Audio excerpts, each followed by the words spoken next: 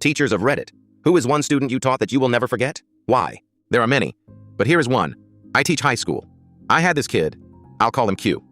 Q was hilarious and engaging and just had a ton of personality. On the first day of school, we played a get-to-know-you game where I walk around with a roll of toilet paper and each kid tears off however much they want. Then I tell them that for each square of TP, they have to say something interesting about themselves. Q tore off at least 50. Kids would do this, and I said they could just stop at 10. Nope, he thought of 50 things, and each was more ridiculous than the last. I knew I liked him just from that day. I had Q all year.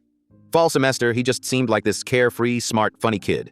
I even had to get on him a few times because he got a little too gregarious.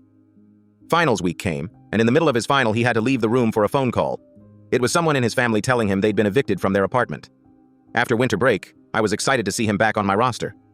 But he was different. He was quiet and sullen and came late to school all the time.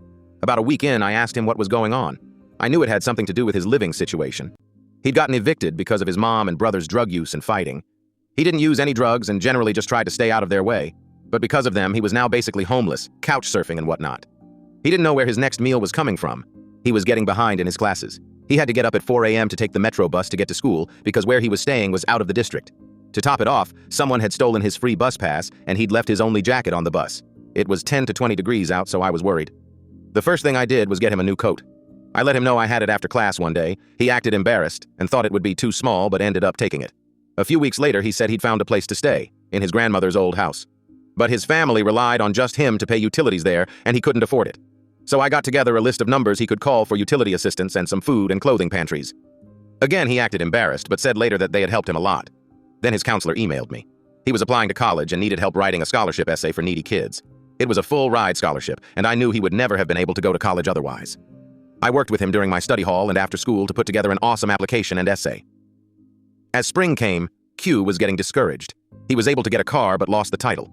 He was coming late to school again or missing entire days. He'd come back, ever concerned about his grades and wanting to make up any of the work he missed.